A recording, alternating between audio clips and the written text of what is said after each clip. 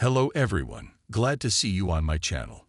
Today we will listen to part 2 of the memoirs of Ramon Distro, the Spanish commander of the Grenade Launcher Battalion of the Central Front. Subscribe to my channel and leave comments whose memoirs you would like to hear. We lived very friendly with the peasant fighters, we loved each other, and we never had any disagreements. And this trip to the potato field turns into a sports competition between two teams, so typical of our ardent natures. Tight knots tied sleeves on shirts, a knot, and on the collar, and 14 homemade bags are ready. We wish the gardeners a happy journey. Figueroa gives at the start friendly advice to the brigade of students how to dig potatoes easier. Our brigade listens attentively to the potato instructions. In the 7, Diego de Mesa, Palacios, Pope, my brother, Pancavidio, Julio Romeo, Castellado. Carefully they sneak behind Panto's 12 dishes. From stone to stone, from tree to tree, we watch with bated attention. The enemy has spotted them. Single shots are heard.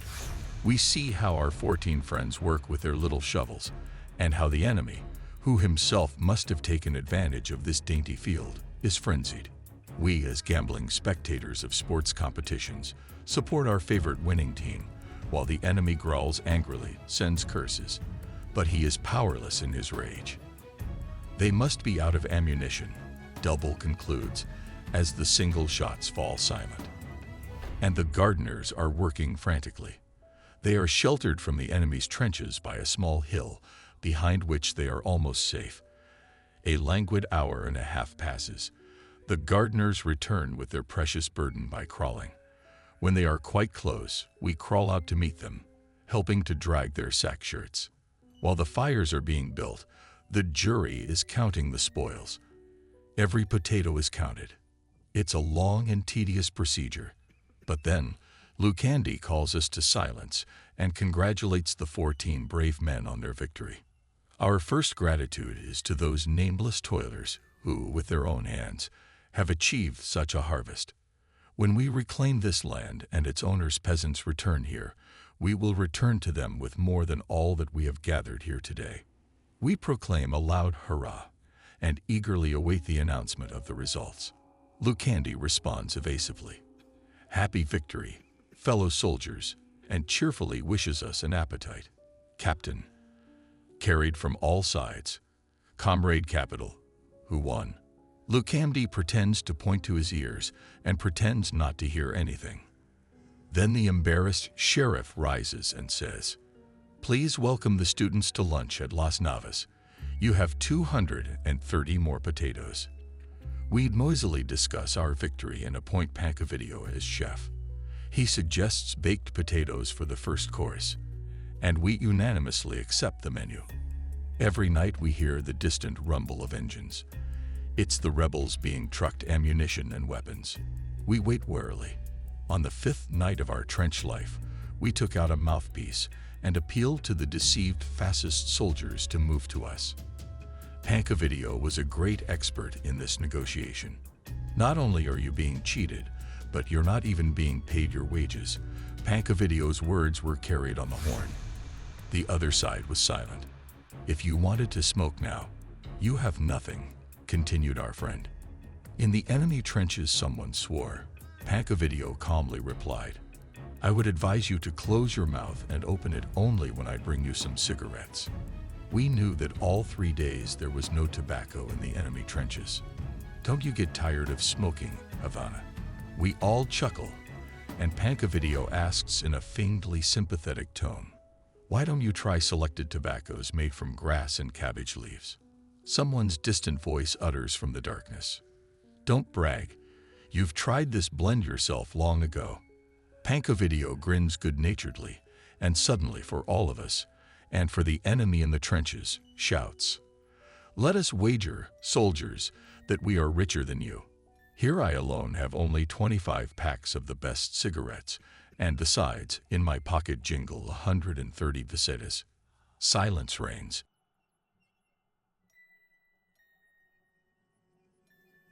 "And I, a common soldier of the Republic, donated all to you. Agreed?" There is silence in the enemy trenches. Do you really refuse? Shouts into the mouthpiece Pancovideo and repeats his question. Well, answer me, do you agree or not? Some timid voice suggests, we can trade for canned food. Having heard this proposal, we laugh loudly, letting the enemy know that we are very rich. We have even more canned food than cigarettes. Pancovideo rejects the deal. We are not merchants, and we donate to you gratis. In the trenches must be conferring. A moment later we hear, let one of yours go with the cigarettes. Pancovideo answers into the mouthpiece. I trust that you will do no mischief and will not rattle me in my presence. And he cheerfully warns, I'm going out, and I'm going to sing. I have no weapons on me, only cigarettes and my wages. Pancovideo rises and walks into the darkness. He is escorted by Lucandi for a moment. We know that Pancovideo has, besides cigarettes, about 40 issues of the communist newspaper Mundo Obrero. Long minutes of waiting pass. We hear Pancovideo's song. It is some cheerful couplets, but soon the distant voice disappears. We are all excited. How long has it been? There is silence on the other side. If anything had happened, we should have heard a shot or a scream. 40 minutes go by like this. Suddenly, we hear Pancovideo's mischievous verse again. He returns. We are ready to shout, welcoming our friend. The terrible darkness prevents us from seeing him. But here comes Pancovideo. He stumbles by our very trenches and comically reports. 38 issues of the Mundo Obrero, 25 packs of cigarettes, and 140 pesetas safely distributed. And our funnyman pulls out the physical evidence of being in the enemy trenches. 2 Moroccan fezzes and 1 soldier's hat. A gift. I got it for a long memory. Our window agitator explains the origin of the hats. Bravo, friend. We congratulate our brave comrade, and each of us tries to embrace Pancho, shake his hand, pat him on the shoulder. Back then, we were only hot fighters, but bad strategists. It seemed to us that in the whole of Guadarrama there was no position more important than Las Navas, and put more batteries here, and the Republic would be safe. But guns and knowledge were scarce in those days, and the enemy kept bringing in ammunition, and did it almost openly with boastful frankness. From the hotels of the resort town, whence the soldiers in their spare hours admired the immaculate line of the white peaks, we moved with all our household to a permanent residence in the trenches.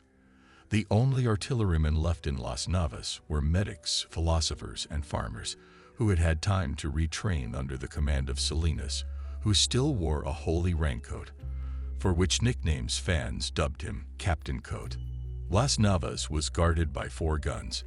The best of them was still the one manned by a gun crew of mathematics professors from the University of Madrid, every day at 5 o'clock in the morning.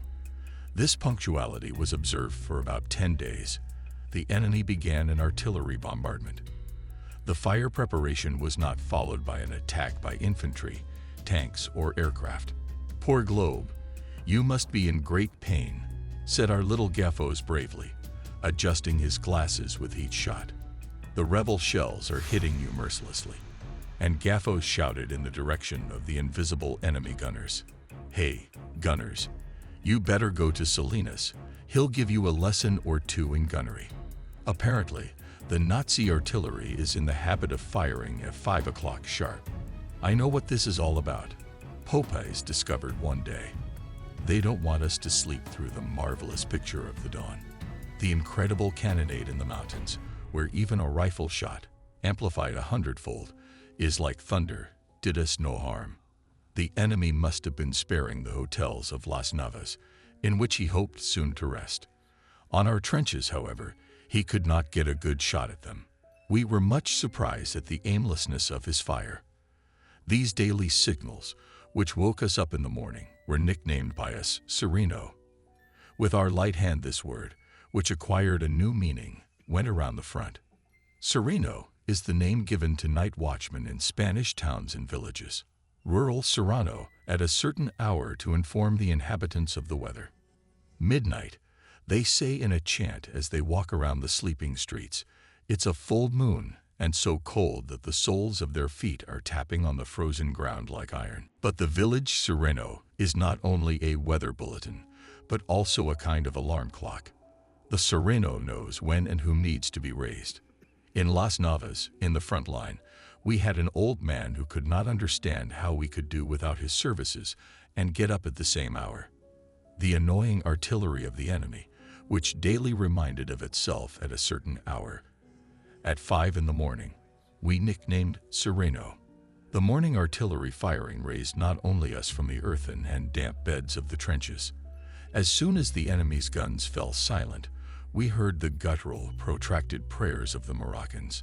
They mournfully and long cried to heaven from this incomprehensible and alien land. They prayed, coming out from behind cover.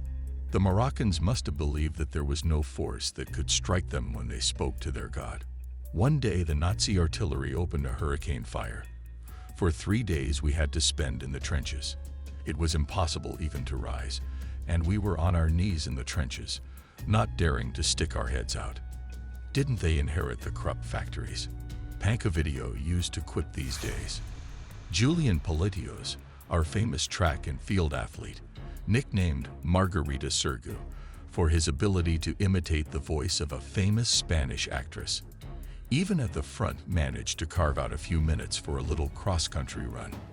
For 3 days he had to lie at the bottom of the trenches.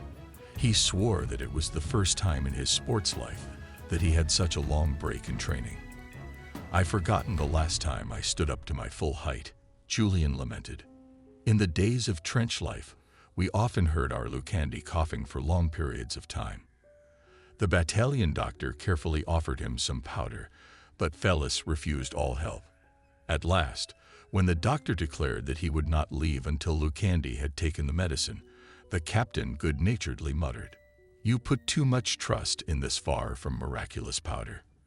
And sternly reminding the doctor of the responsibility he bore for divulging military secrets, Lucandi took him aside and told him of his long-standing and terrible disease, aggravated in the trenches, tuberculosis. "Don't worry," the captain mumbled cheerfully, having read in the doctor's eyes that there was no means of saving him. "I promise you not to die of tuberculosis, but no one must know about my illness. You understand that every soldier wants to see his commander healthy." Lucandi warned sternly and concluded, "That is why my tuberculosis is almost a military secret. With us, this secret could not remain long-lasting.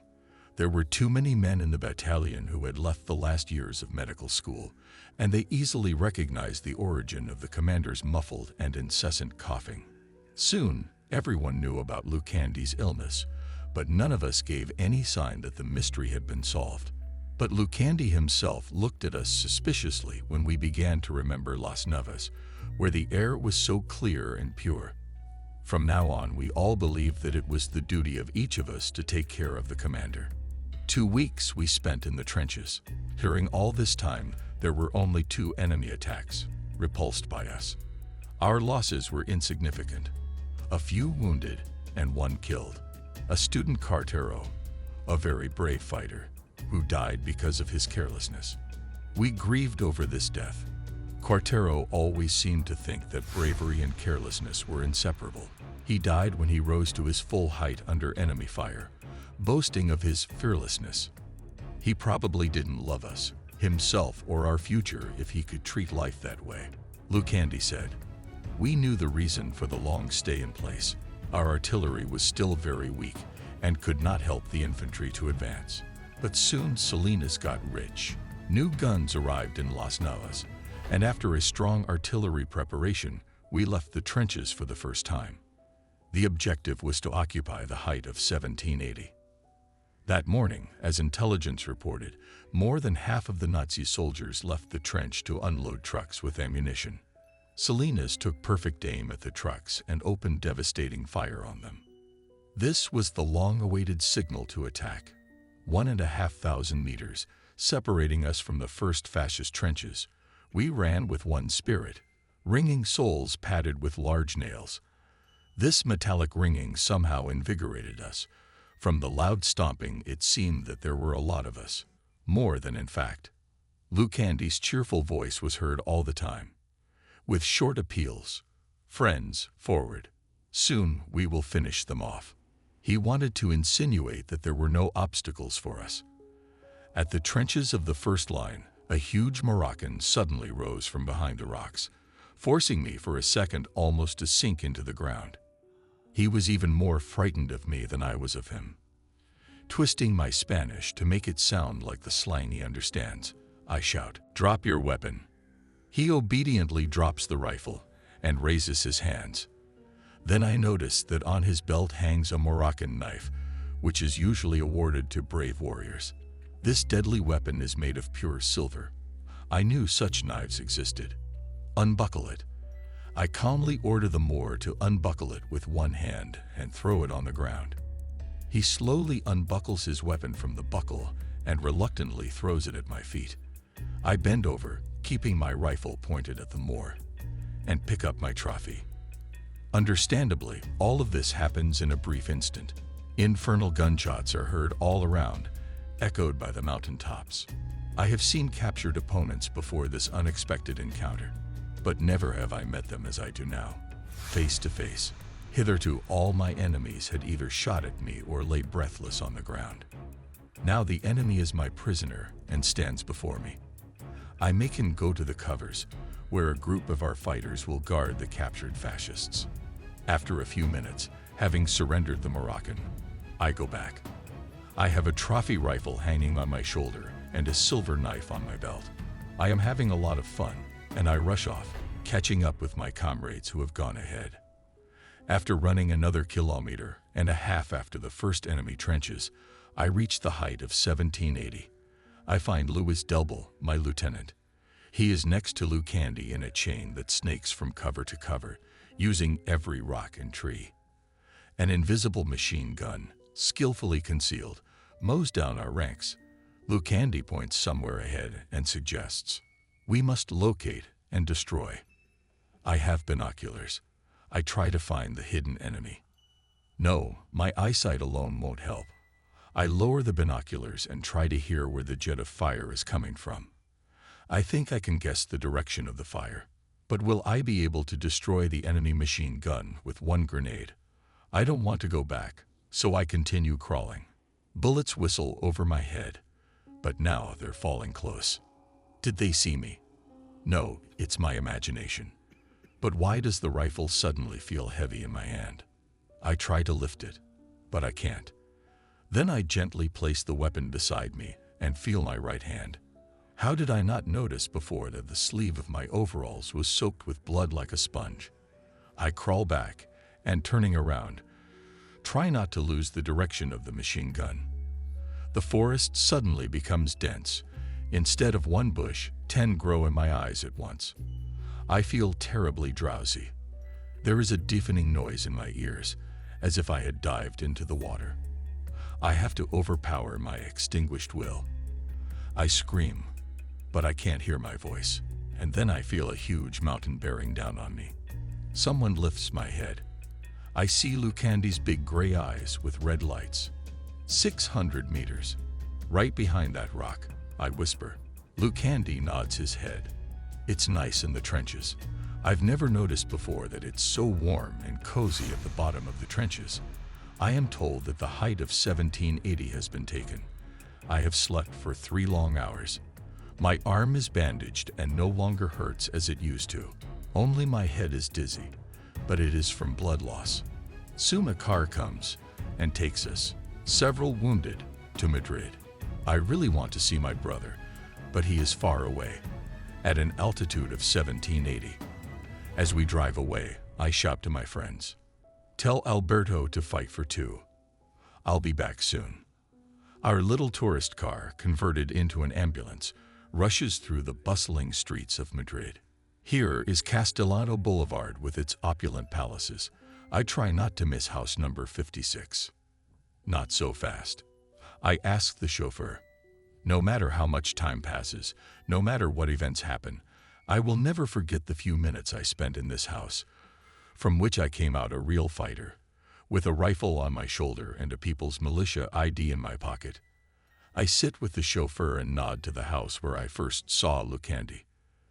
The gray building arouses unexpected interest in the driver of the ambulance as well.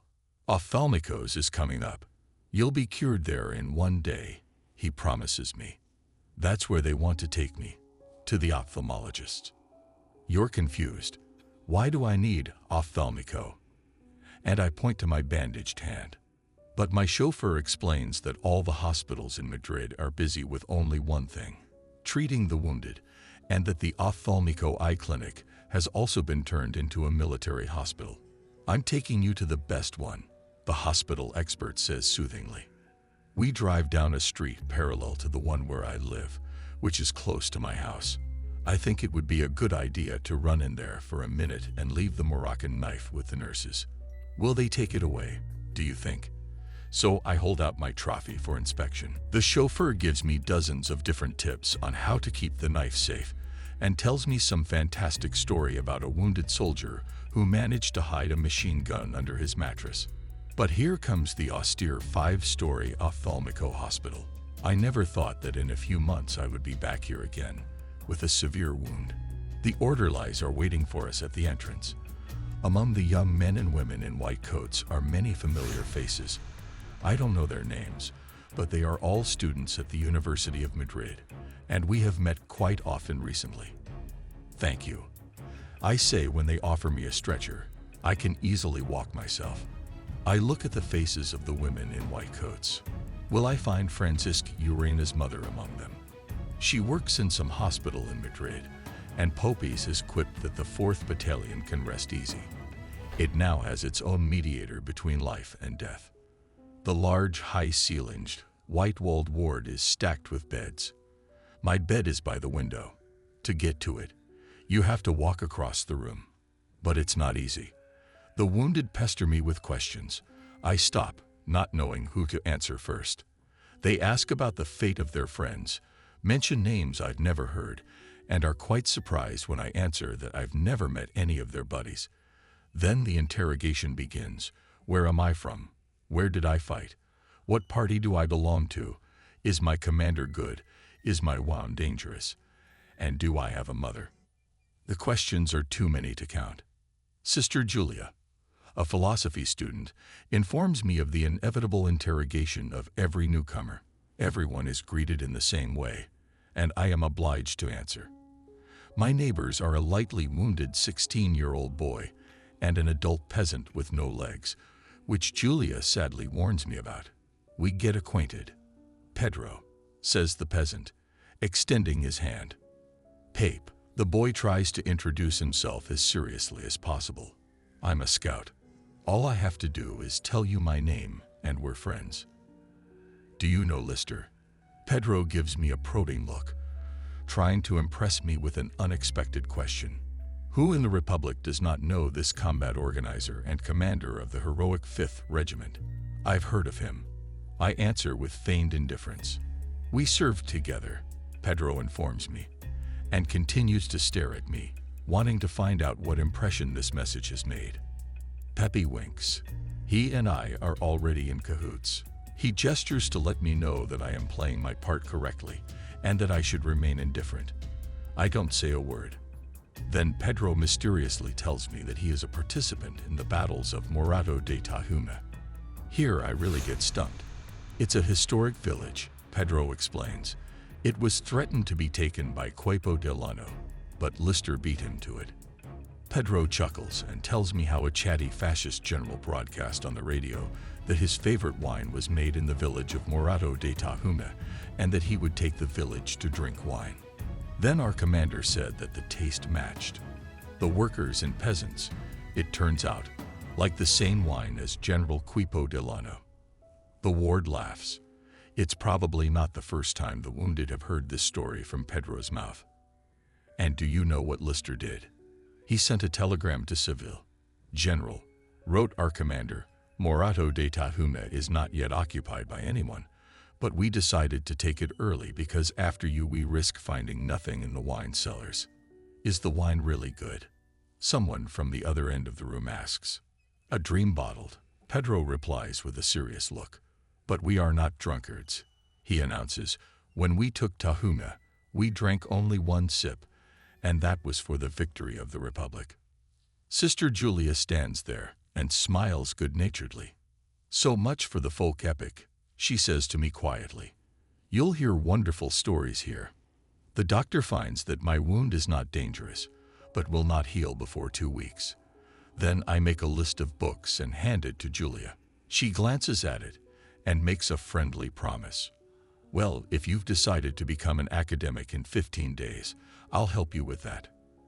There are almost 20 titles of books on military matters in my inventory. The next day, Julia appears in the chamber with a huge bundle. Here are all the wisdoms I have decided to learn. Armed with a pencil, I immediately embark on 2 new classes, but equally difficult: writing with my left hand and the study of features of infantry fighting in the mountains and wooded areas. In the hospital, friendship is as touching as in the trenches. Everyone is ready to share the last cigarette. Read letters aloud, tell dreams. There are endless photos of brides, mothers, and sisters. The noise annoys Pedro. We know this and try to keep quiet when we see him suffering. 3 times a day we get radio reports about the situation on the fronts. Then Pedro rises, trying to sit down. It's better to hear, he tells us when we want to make him comfortable. At favorable news, he cries with joy and sends terrible curses if the enemy advances. Mother visits me daily. At 8 o'clock in the morning, she is already at my bedside. And the nearer the day of our parting, the heavier are the rolls she brings with her. I long to thank her for all her care, but I have nothing but a Moroccan knife, which I manage, with Julia's help, to keep with me. I give my mother this gift she doesn't understand. From me and Alberto, I solemnly hand her the trophy. My friends at the hospital are very pleased with this scene, but my mother is somewhat embarrassed by the terrible gift. Then I point out a place where the Moor's weapon can find practical use: our kitchen. On this condition, the knife is carried home. Besides mother and sister Julia, I have another frequent visitor, Francisco's mother. She works here at the Ophthalmico Hospital, affectionately calls me her second son, and always finds time to drop by, even though she is in another room. Every time she visits, I have to prepare some story about Francisco. Mother Urena knows the whole life of the 4th Battalion. She knows about the adventures of Pancovidio, about Lucandi's illness. She names dozens of soldiers and speaks of them all in such detail and warmth, as if she had not learned about them from her son's letters, but had known them all for a long time. She knows nothing about only one soldier of our battalion, her Francisco. Pope writes nothing about himself. That's why I have to act as a dutiful narrator. Nothing seems to be forgotten, and my friend's mother is eternally grateful. But the soldier's mother is unlike any most loving and caring mother.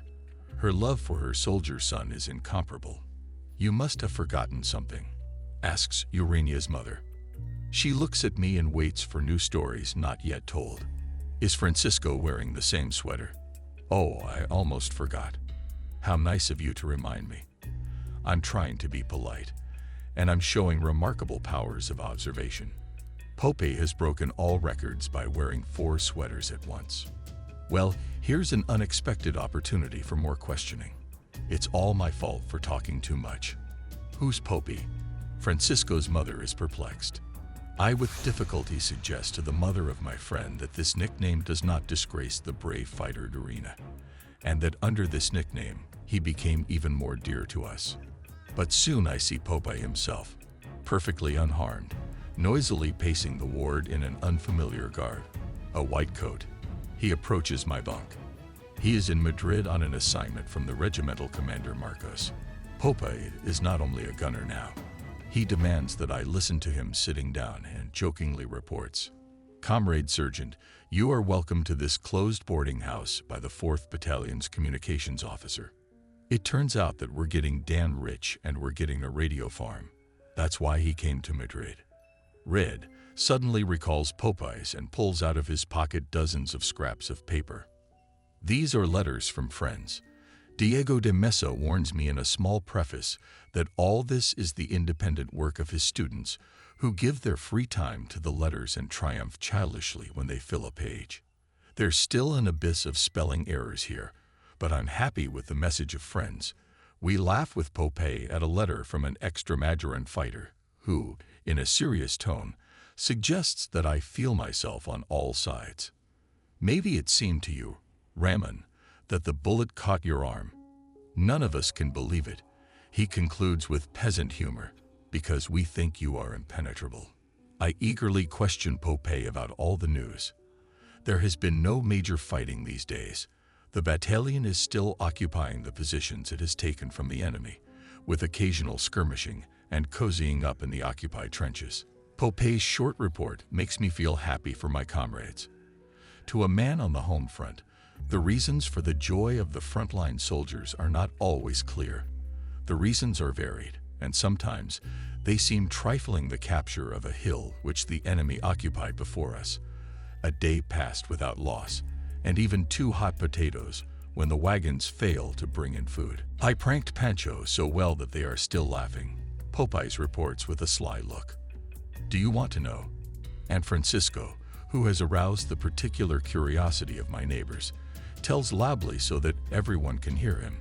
It is a long story of how Popeye, wishing to test the vigilance of Pancho, who was that night on guard duty, declared himself a defector and, changing his voice, began to ask at a distance of 50 meters about the conditions of the transition to the side of the Republicans. Pancavideo guaranteed his invisible enemy. The night was dark and moonless. Life, liberty, and promised to forget all his sins. When the repentant foe was about to cross, all doubts were dispelled. Popeye guiltily questioned Pancavideo. But I am not a mere soldier. I am a rebellious general. Will you not shoot me? No, decisively. Like an oath, says the shocked Pancho. Then I'm coming to you. Raise your hands. Pancho warns him just in case. Popeye walks with his hands up and, approaching Pancho, whispers, "You can't tell the difference between a Republican fighter and a rebel general." Everyone in the ward is pleased with my friend's story, and the wounded men discuss the story at length. Popeye leaves. I want to get back to the battalion as soon as possible.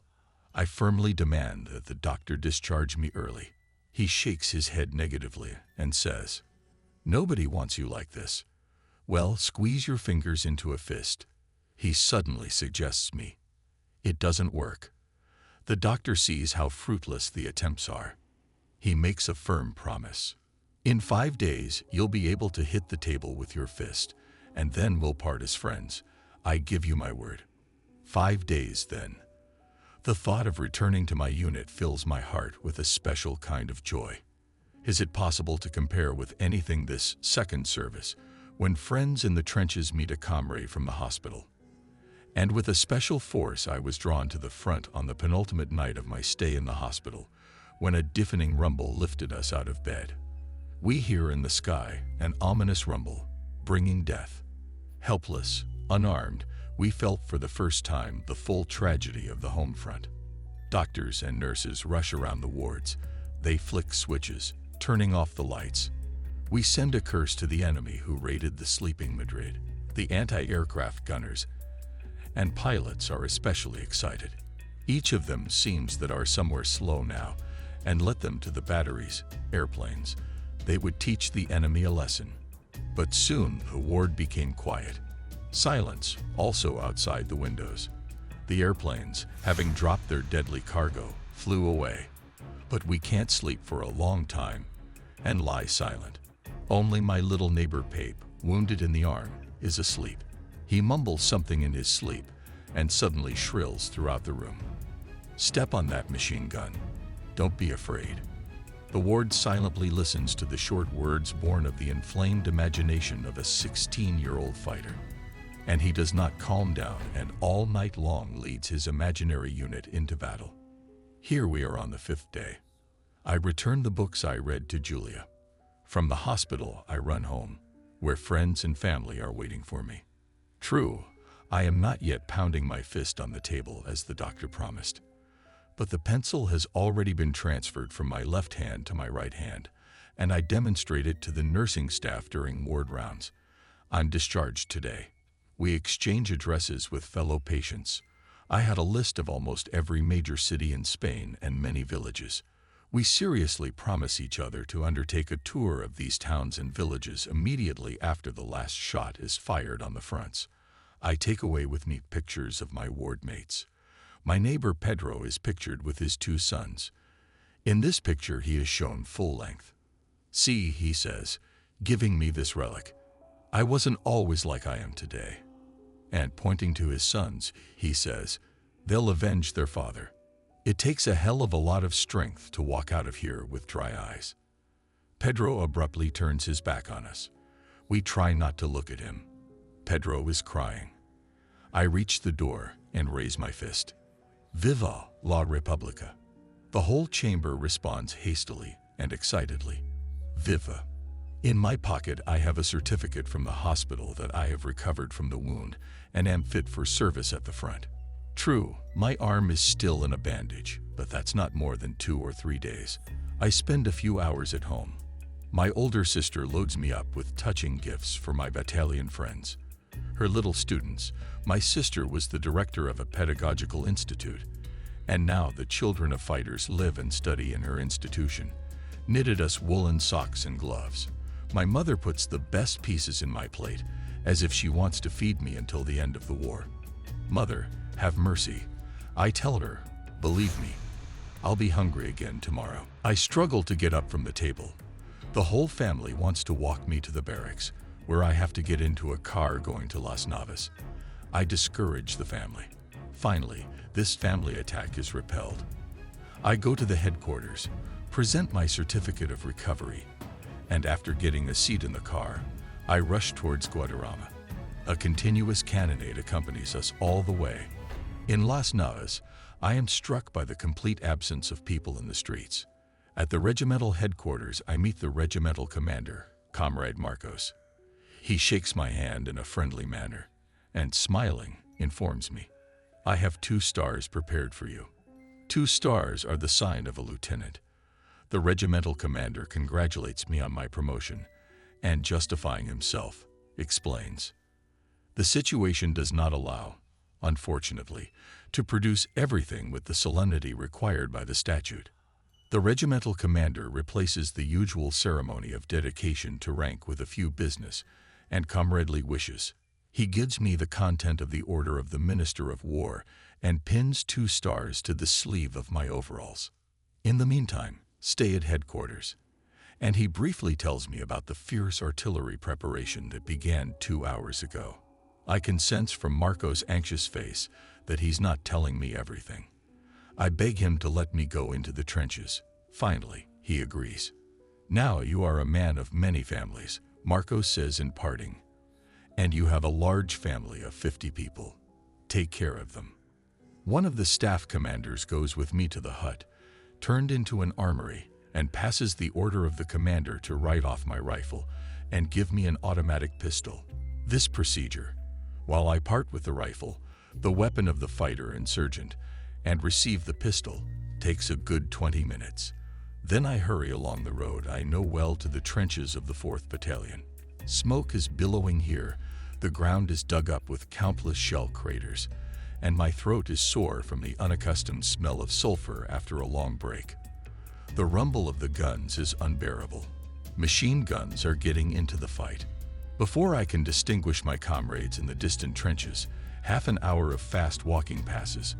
Someone waves a red handkerchief at me. I am recognized by the white patch standing out against my blue overalls. I run toward the trenches. Suddenly I hear a mock song, to the tune of the pioneer march Somos Pioneros, blaring on someone's command. At the very trench, my friends pick me up in their arms and carry me down. The singers hop on one foot and hold on to my ear. That's how we sing this cheerful song. Lucandi embraces me, still holding a red handkerchief. It was he who waved it at me. The terrible artillery rumble does not prevent everyone from noisily expressing their feelings. Only Pope is serious and does not participate in the fun. Our professor of cleanliness is even fatter and indescribably dirty. He is sitting in a funnel dug by a shell. The funnel is filled with water, but Pope is unfazed in his new role as a communicator. In his hands, he holds a telephone receiver. He nods silently at me in greeting. "You're in luck," he shouts to Felice. From a hospital bed straight into battle. Lucandi takes me by the sleeve and speaks fatherly. "Congratulations on your stars, comrade lieutenant." We make our way through the trench. The captain leads me to my platoon. To the whistle of bullets and bursting shells, Lucandi introduces me to the men as their new lieutenant. I don't know how long he would have talked if he hadn't been interrupted by a shell falling nearby. We freeze in place. The communications point where Pope had just stood is razed to the ground. We crouch still lower to the ground, pressed down by the current of air from the shell that has passed over us. But is Francisco killed? A large puddle begins to move suddenly, and a wet Popeyes rises from the water. He still has his pipe in his hands, shouts something nonchalantly, and finally jumps into our trench and gives Lucandi a short telegram from headquarters. "Let the enemy come within 300 meters and destroy." Lucandi turns to us and loudly gives the command. Stop talking. Silence reigns. We wait to see what the captain of the 4th Battalion will say to his men. We can't think of better weather for the battle than today. It's snowing wet and thick.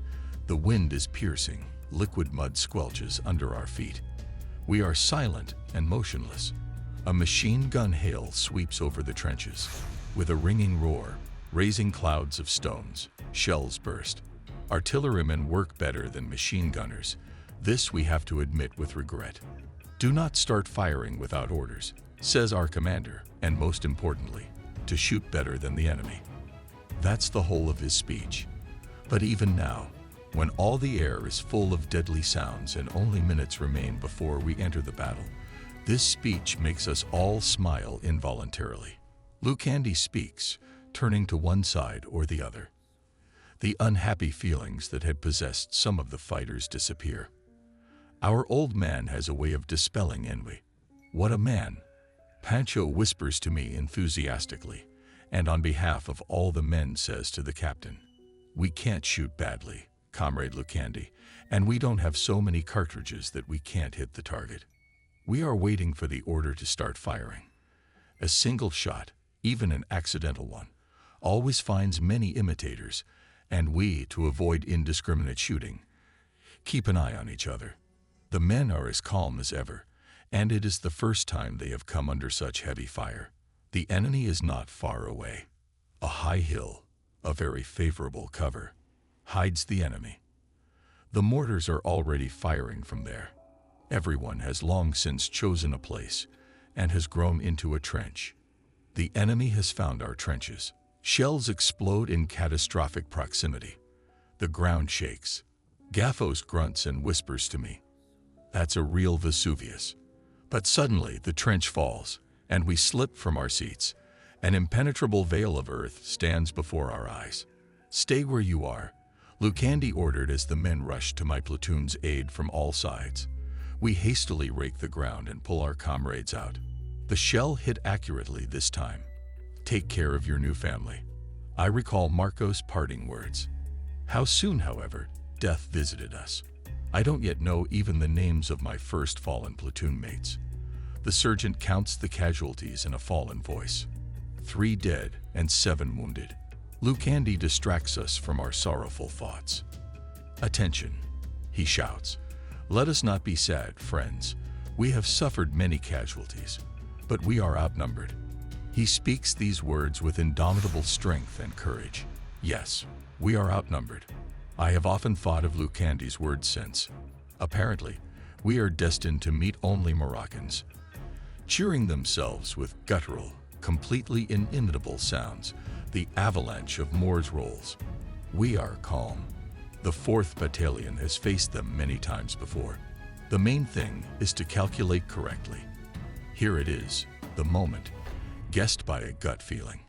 Now, when all of us have chosen our targets and are ready at any moment to open a destructive fire on the enemy, we hear the voice of the battalion commander. "Fire, friends." At this order, all our weapons, small caliber guns, mortars, machine guns, rifles, immediately come into action. Using one healthy hand, I also try to take part in the battle. I press the trigger with the finger of my left hand. It turns out that to hit the enemy, no special marksmanship is required today. The Mords show complete disregard for death. They run without bending. This still shocks us and makes us shudder. Apparently they continue to be fed the old fables that the Reds have nothing but sticks and hunting rifles. Lucandi repeats the command with fury. Fire, friends. The men bearing down on us fall in increasing numbers, incinerated by the lead fire. All the Republican fighters have one desire: to repel the attack, and we relentlessly load our rifles and fire. Only the loners reach the trenches. The rest stop their frantic running on the way to our trenches. The fight lasted 2 hours. We did not leave the trenches. The attack was repulsed. Stunned by the hurricane fire, black with mud, tired, we sit silently in the earthen recesses, listening to the silence. It came unexpectedly. Next to us lie our dead comrades. We look at them and feel our hatred for the enemy growing. Fatigue disappears. We want to go forward and hear Lucandi's short command. Fire, friends. There are 40 men in my platoon. We go to pick up weapons, count the spoils. The battalion remains in the trenches. One more night, and tomorrow we will be replaced. 40 men are divided into 4 groups.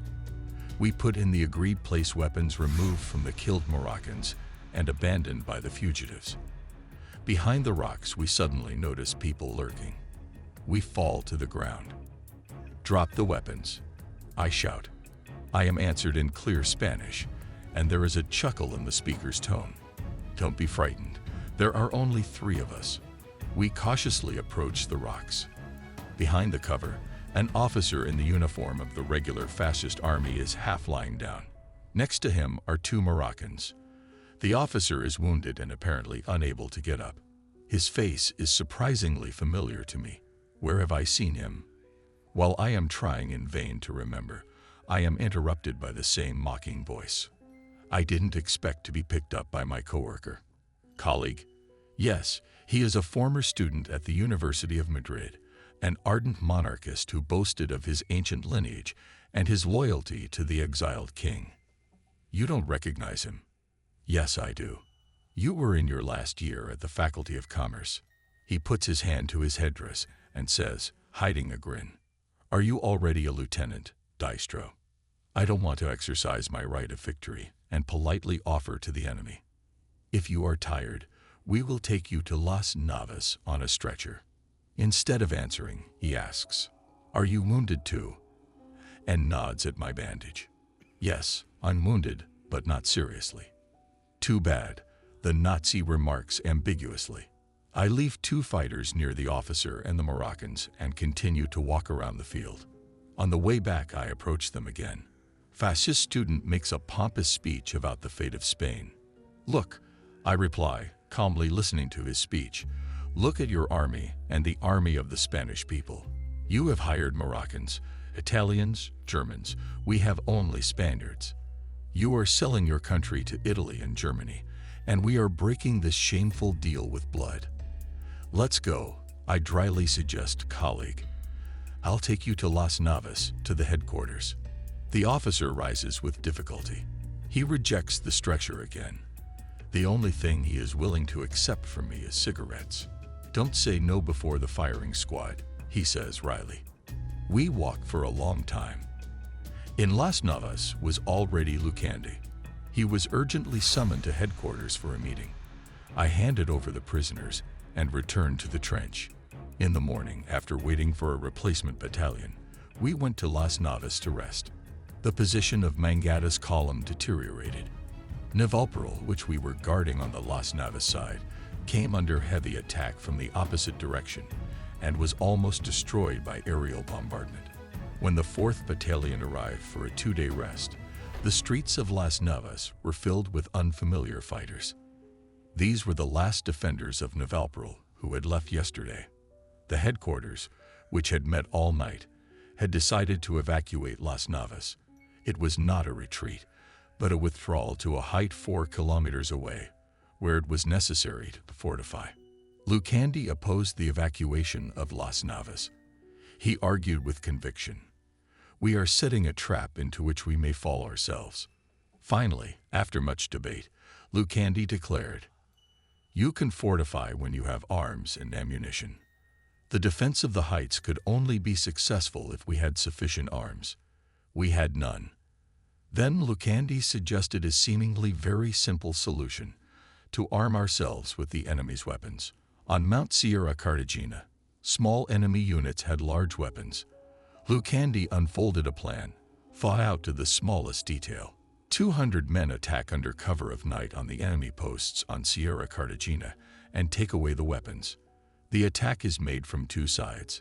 The men of the 4th Battalion and Carlos Battalion come forward. This operation achieves two goals, said at a meeting of the regimental commanders Lucandi. "We arm ourselves and neutralize the height of Sierra Cartagena."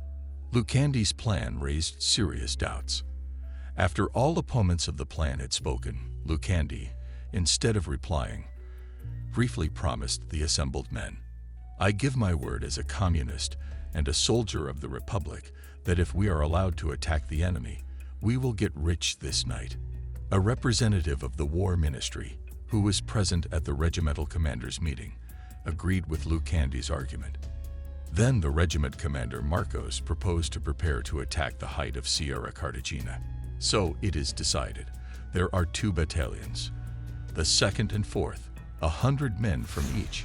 Our 100 is commanded by Lucandi. The 2nd, Captain Carlos, a Madrid construction worker, and Lieutenant Colorado, a student of construction. We take the initial position. Our battalions are far apart and connected only by telephone wires. Check your watch against Carlos's watch," Lucandi says dryly. Popes hands me the handset of the field phone. Colorado at the phone. "Let's check your watch, comrade lieutenant." "Mine reads 12 sharp. I'll give you the hour and minutes of the conditional performance. 24 hours and 2 minutes. Battalion orders, not a single sound, not a single cigarette. Our 100 is divided into 5 groups, and we're moving out. It was still snowing sticky snow. We go, guessing by instinct, where in this black night we are waiting for bumps, stones, ditches. We try to overcome the obstacles as quietly as possible, straining our eyesight to the point of pain. We maintain complete silence. My group of 20 stops. Here, where nothing seems to be distinguishable but the ground beneath the logs, at precisely 1 o'clock in the morning our rendezvous with the Colorado must take place. The same rendezvous is to take place at 4 other points. We creep along in the dark. The going is getting harder and harder. The climb to Sierra Cartagena has begun. Lucandi goes first. He falls over from foot to foot and quickly waving his arms, as if in a gymnastic class. So precise are his movements. Drags the others with him. Only Pope is unperturbed. He lags behind and whispers to the soldier trailing the column. They think I'm the battalion dog and will always catch up with them. A blinding short flash and the sound of rifle fire remind us that we have gone into battle, not on a night out. We have been spotted. Shots follow one after another. We rush forward toward the summit. A machine gun opens fire about 20 meters away. We creep up to it and silently pounce on the 2 machine gunners shooting the ribbons. We turn the Gokis around and open fire on the glowing windows of the barracks. Even Lucandi didn't expect us to be able to use the enemy's weapons so soon. But we can't delay. 10 kilometers from here is a whole regiment of the enemy. Hurry up, grab the guns, and get down there. 7 machine guns, 5 mortars, about 200 rifles, boxes of ammunition. All these trophies in a quarter of an hour carried from the top. Almost the entire garrison, 45 Moroccan and Spanish fascists, raising their hands, goes surrounded by our fighters. These are the prisoners. 3 guns, which we cannot carry away, are destroyed. The formidable height is turned into a peaceful hill. We still hold for a few minutes under fire the road, from whence reinforcements may come to the enemy, and then leave the summit of Sierra Cartagena. Quickly, we run down the mountain. Our Colorado suddenly stops and fumbles on the ground. "Lost my glasses," he mumbles confusedly. We can't linger a second longer and rush him. A stream of machine gun fire sweeps over us like a downpour. Colorado and I catch up with those who have gone ahead. Often, stumbling, we fall, and getting up, run on.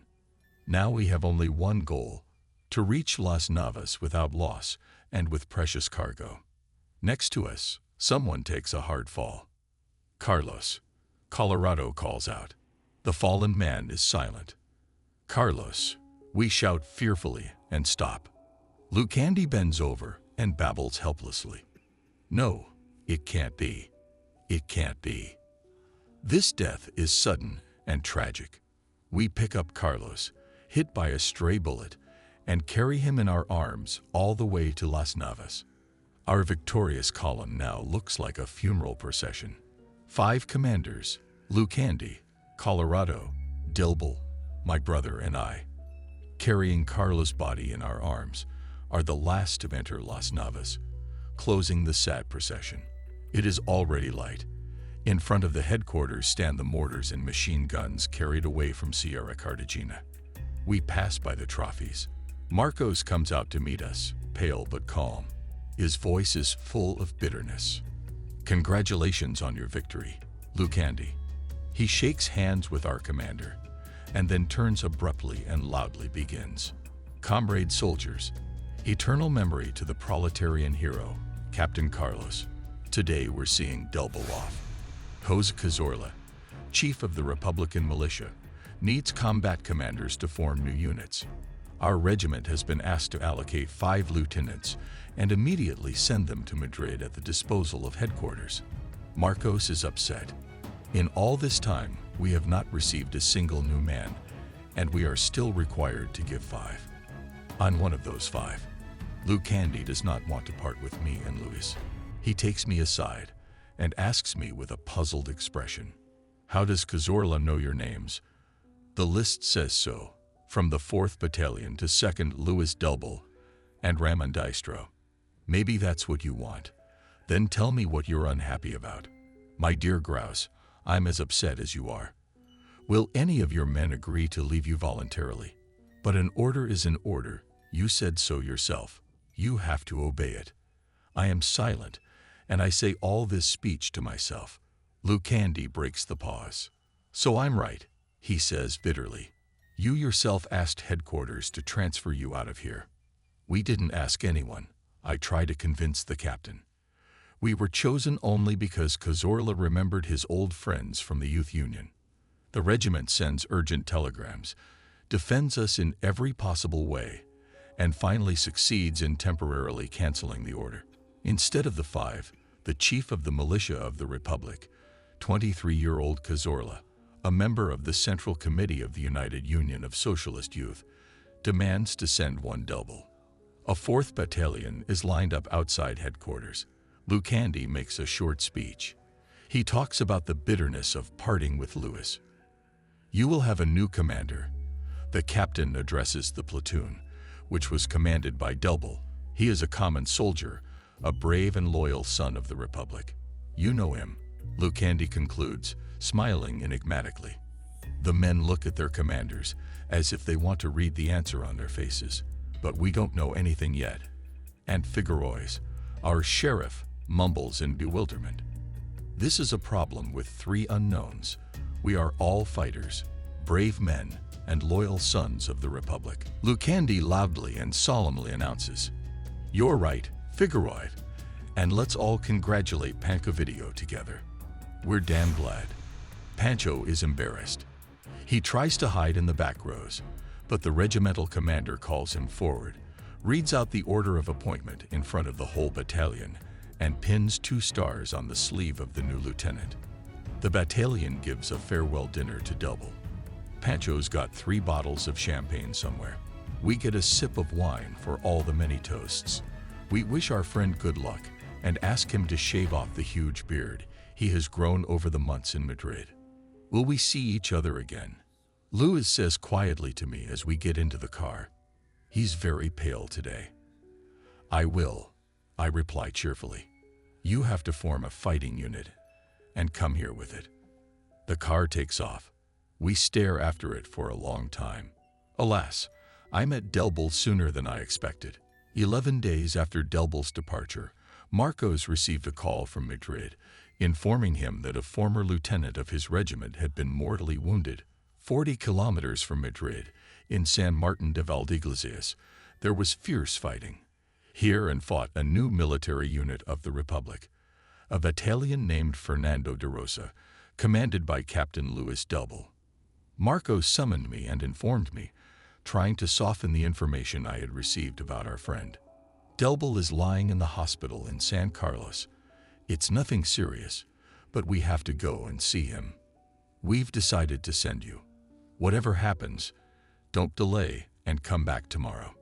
That evening I was already at the familiar San Carlos University Hospital. How many times had I waited here for Luis Delbel, a medical student?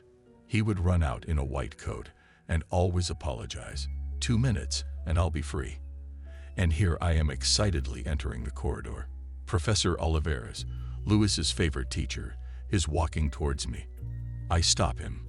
Professor, I was sent here from the front by your student Delbel's comrades. How is he feeling? Olivares puts his hand on my shoulder and says, Go back.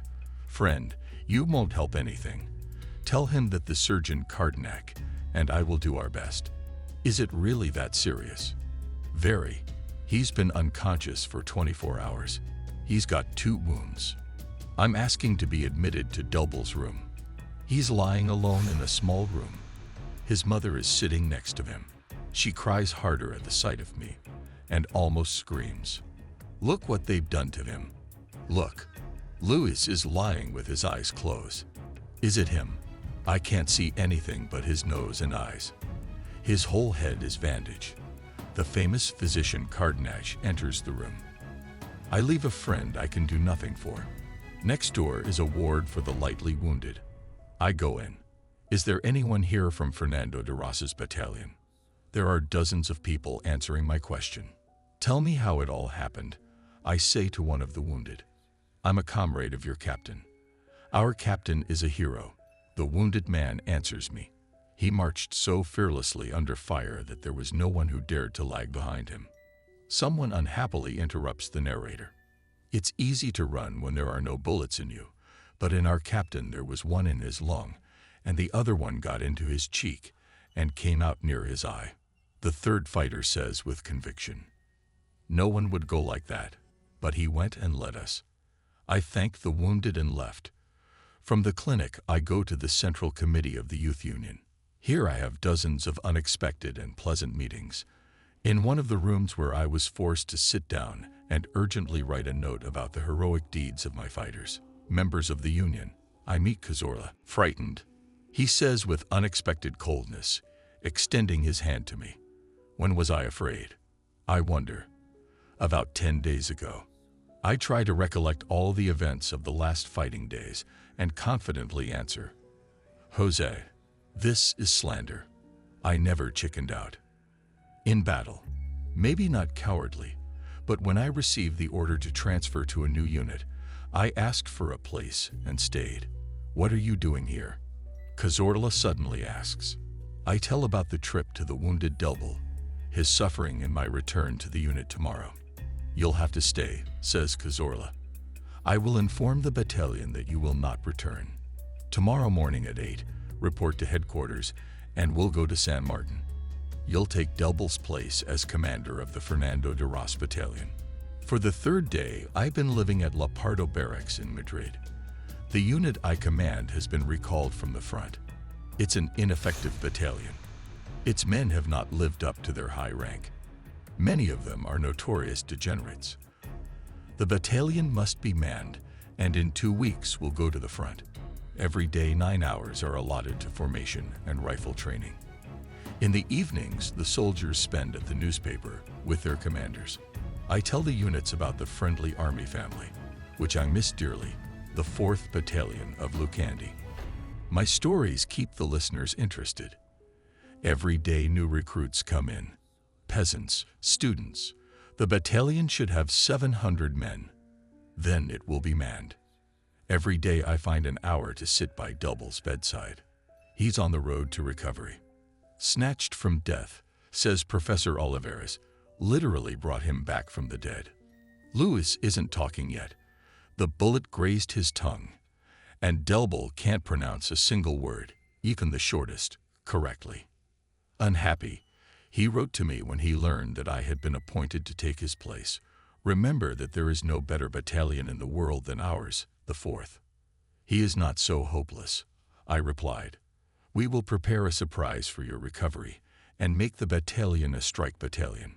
He listens to me and writes, I wish you good luck. Soon there will be 700 of us. Where will we be sent? Who are we going to meet? Tanks have appeared on the fronts. A lot is written and talked about them. Fast Italian tankettes and heavy German tanks cause a lot of trouble to the Republican units, not yet accustomed to fighting with a new enemy. Should we, like the Asturian miners, become dynamitors? Commander Caminos and I are suddenly passionate about the idea. No one has as much opportunity as we do, he says, because we have 6 days to prepare. We make a calendar of grenade launcher squad training and head to Cazorla's office. He listens to us attentively, but outwardly seems indifferent. The men will be happy to know that they are entrusted with such a responsible task. I try to convince Cazorla. No, that's not what makes him agree. It is well thought out, and most importantly, by the way, agrees, finally, Cazorla. It is necessary to disable hundreds of tanks of the interventionists and show them that they cannot act with impunity. We are given 4 more days to prepare. Now we have 10 days at our disposal. We'll start training grenade launchers. This is a new endeavor, but we take it on with courage and determination. In the yard of the barracks moves plywood model of a tank. We throw training grenades, put under the tracks of the tank bundles of grenades, put in its path fuses.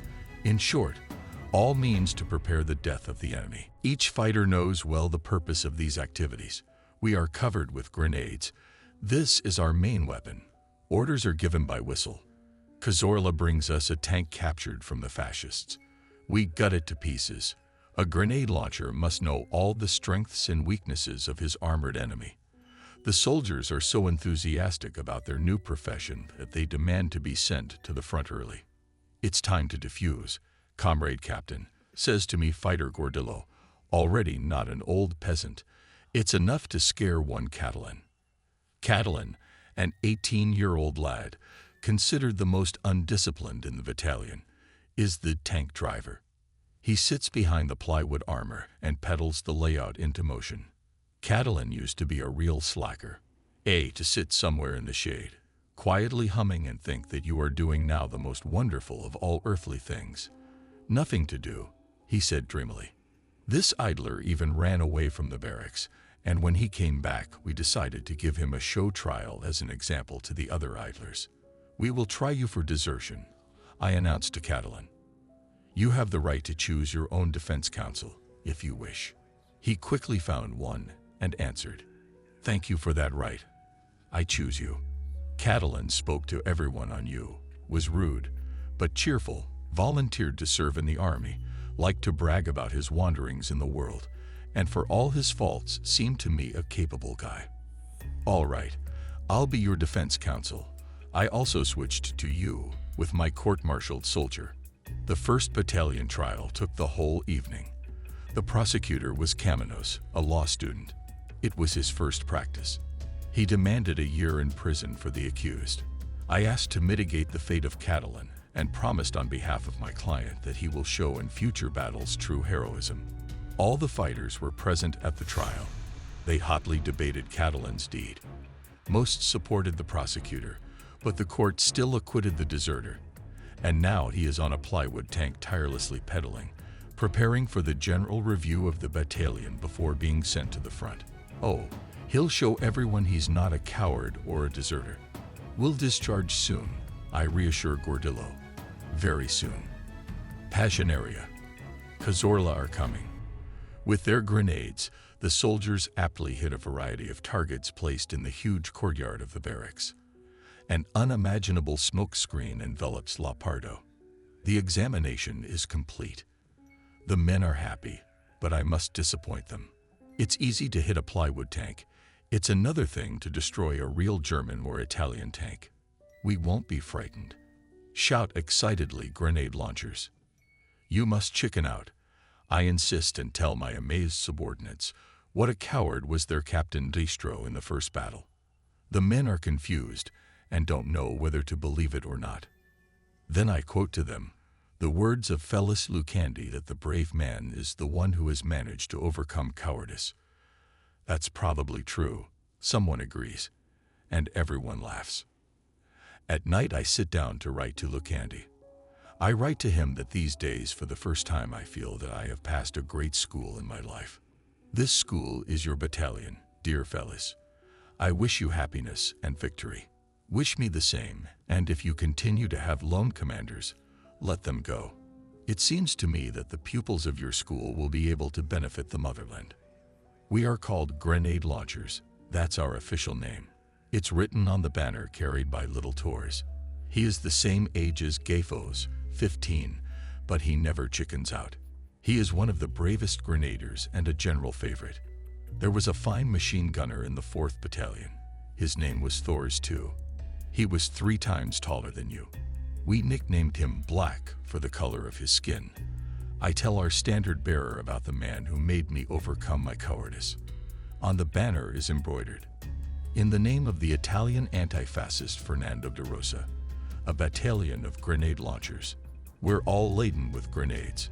The battalion is subordinate to the Committee of Defense of Madrid, and day and night on his orders rushes to where the columns of enemy tanks crawling, where especially formidable his onslaught, and where it is necessary at all costs to stop and destroy the enemy. Cold February night. In the barracks La Pardo extinguished lights. Only the sentries are awake. Today is the 21st. On this day, exactly 7 months ago, I was supposed to leave for England to work in the representative office of Republican Spain. But the diplomat has turned into a fighter, and all his meetings with noble foreigners take place not at receptions and audiences or noisy banquets, but at the front. The foreigners I am dealing with are the Italian-German Expeditionary Corps. This meeting is to be today. It's not without reason that the sentry wakes me up. "Comrade Captain, urgent telephone call." I hear a familiar voice. At the phone, one of the prominent military staff of the Defense Headquarters of Madrid. "Yes, sir." Immediately arrive at headquarters. A few minutes later, I arrive at the headquarters where one never sleeps. Here, bent over maps, they study the enemy's plans and devise plans for his defeat. From here, they invisibly control us on the battlefield, sending reinforcements and preventing breakdowns. Here, where life boils round the clock, where night never relaxes the feverish tension of the day, silence reigns, and only the light crackle and dry clicking of communication devices tell that this silence is deceptive. I am met by a tall military man. He seriously and strictly talks about our task, fulfills a big plan conceived by the command, a very big one.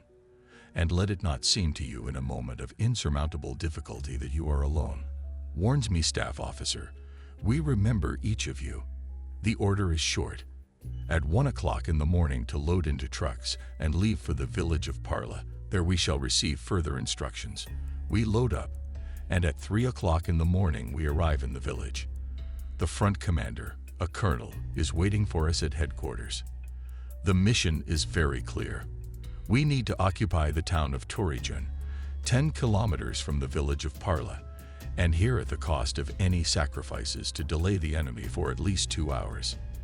If this succeeds, we will help to fulfill the great plan of the command and will contribute to the success that awaits the Republican units on this front. I explain to the men our task. At 5 o'clock in the morning, that's the order. We must go on the attack. We will be supported by an armored train. I am once again warned at headquarters that I must rely only on myself, that 700 men is all that the Republic can allocate today to occupy Torrejon. Long live the Republic. We reply to the front commander. From the village of Parluk to Torijan, 10 kilometers. More than half of this distance we pass by forced march. 4 kilometers from Torijan, the men of the grenade launcher battalion take up positions behind large rocks. At 4:45 in the distance row 7 tanks. They walk with their elastic gait, swaying on their heavy tracks like a wave. Do they know we're here? Or maybe it's just tank reconnaissance. No, they know everything about us. Otherwise, the lead tank wouldn't be felling lonely trees. The enemy wants to intimidate us. 4 tanks disappeared into the ravine. A moment later, they reappear. The tanks stand out sharply against the white background of snow. We lie still, waiting for them to cross the cherished line, where the grenades of the shock battalion will stop them forever. Do not shoot. I give a command along the chain of fighters. In no case do not shoot. The commanders remind the men. Shoot when you hear 3 whistles. The whistle is in my mouth. The rumble of engines is getting closer and closer. Suddenly, the rumble of the engines is joined by the crackle of machine guns. So the tanks have spotted us. Bullets lay down around us. Rock fragments fly up. Only if the precise and strict sense of time had not changed, and I would have signaled the bombing without delay. 4 tanks are coming at us. Catalin is lying next to me. Do you think, Captain, he asks, how much faster than my plywood box are they going? The tanks are rushing across the smooth field, crushing the rocks. It's time to whistle. I give the signal so that all the soldiers, now lying behind the rocks, throw the prepared grenades at the tanks. At the first whistle, we tear the ribbon on the grenade with our teeth. At the second whistle, the grenade is already in the left hand. The third whistle coincides with a jerk, and the right hand sends a grenade at 30 meters. Yes, the calculation is correct. After the explosion of our grenades, the tank stopped. Macaroni, why did you stop? Gordillo shouts. Crawl another meter. Well, what do you want? Catalin laughs. The fighters jump up and start dancing, shouting, and hugging each other in full view of the padded steel fortresses. Get in position. I give the command. Get down immediately. But there's no time to lose. We see how quickly go away 3 tanks stop behind the ravine. They take away accurate information about us. That's why, not lingering near the 4 broken cars, almost falling to the ground, we short jerks, stopping every 5 meters, moving forward. Suddenly, the first gunshots were heard. Hurrah, our armored train. We shouted and rushed forward. The enemy's mortars are shooting straight ahead. We distinguish already Moroccans, Germans, and Italians. We must get closer. We can't hide behind this hill. I think I can guess the fighters' desire to stop for a second. They're only a kilometer from Torijan. I shout and point ahead. The fighters gaze at the life-saving cover ahead of them. These are small knolls. Behind them, we should all set up. One last push. Only 100 meters to go. No runner in the world can outrun us now. We're not firing. All we hear is the stomping of feet and the breathing of men. The enemy, too, is running to those saving knolls. Who will take them first? We fall right on the target. The enemy has to run about 30 to 40 meters more. Fire, friends. We shoot the enemy at point-blank range with rifles and pelt him with grenades. I rise from behind the cover with the words of our anthem, Red Banner. Forward, grenade throwers. Only now I see that we are not so many. Of the 700 who a few hours ago slept peacefully in the barracks of Madrid, there are few left. But this is not the time to make a fearful reckoning. The song is as loud as if all 700 men were singing. Forward, friends. The enemy has turned. Now the targets are the backs of the fascists. I can already hear one of them shouting in Italian. Don't run, you devils. Yes, we are few. I see it again when a huge shell raises a cloud of smoke in which the whole battalion disappears. But not for a second is the song of our red banner silent. Forward, friends. I'm not the only one shouting, but all the soldiers. How panic-stricken the enemy is fleeing. We jump over the rifles thrown in our way or set like traps. Here are the first houses of the town of Torijan. In the street I come face to face with a tall blond man, and now I could unmistakably recognize him among millions of people. A terrible pain in my shoulder fogs my consciousness. I manage to fire a line from my automatic weapon. The tall German is running. The bullets have not caught up with him, but he left his friends at the machine gun. They will never see him again. We jump over their bodies and rush on with a song that never stops. My right arm, it won't obey. I stop. Catalin, not a step behind me, quickly ties my hand with a handkerchief. Come on. I only manage to shout during this brief stop. We reach the central square. In a town of 3,000 inhabitants, there is not a living soul left. Can we hold it for at least 2 hours? That's what headquarters said. We can hold it if we remove the machine gun nest from the top of the church in the center of the square. From the bell tower, they're mowing down our lines. We're laying low and shelling the church to no avail. We need 4 volunteers. I say. Everyone wants to be in the 4. These 4 will do. I refuse the rest of the brave men. I explained the task to Archils, a student of philosophy at the University of Madrid, the blacksmith, little Thomas, the peasant Gordillo and Torres. We divert the attention of the fascist machine gun, and they, taking advantage of this, penetrate the open doors of the church and, climbing the stairs, destroy with grenades the entire team of machine gunners on the bell tower. The 4 crawl toward the church, the only building in the town where the enemy is still sitting. We intensify fire on the bell tower. But why is the enemy so frugal with his supplies? Has he not spotted the 4? Will they make it? But after 15 minutes we hear a strong explosion. And from above, from the bell tower, flying pieces of brick, fragments of walls, dust. The machine guns of the Italo-Germans are silent. In the small window of the bell tower, in the veil of dust, Thomas appears and shouts loudly, "For all Torijan. Friends, here we are.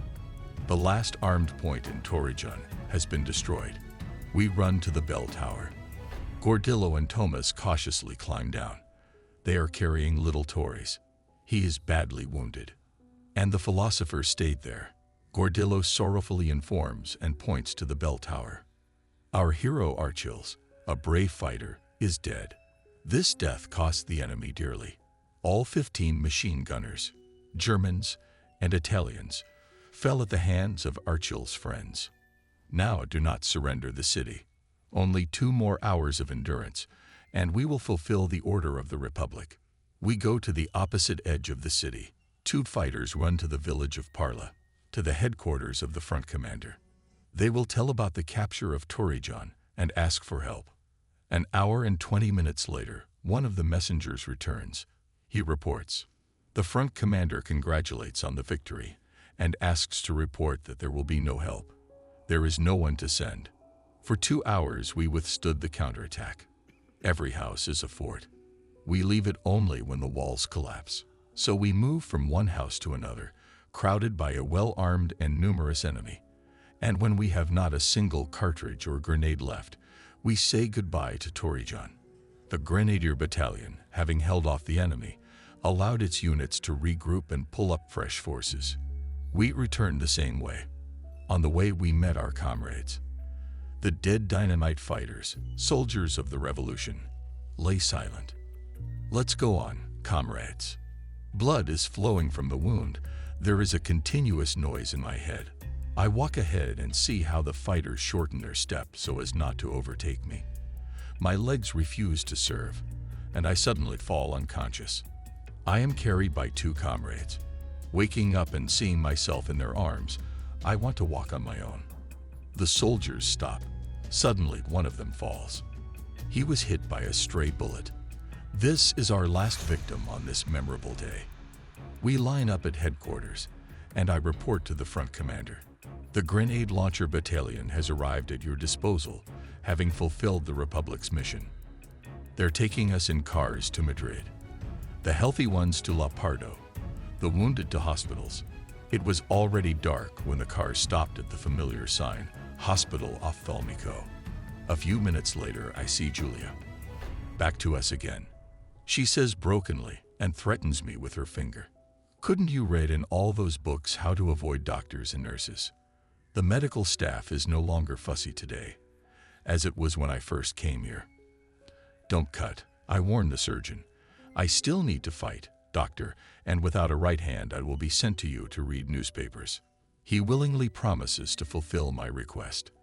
But in the eyes of the old surgeon, it is easy to read that my pleas are in vain, and my arm is hopeless. At night, when I am carried away for a blood transfusion, the doctor on duty shows me a package received from headquarters. The package is addressed to me. The doctor opens the envelope and in a chilled voice reads the order of the Minister of War that Captain Ramondistro, 22 years old, of the Grenade Launcher Battalion, has been promoted to Major.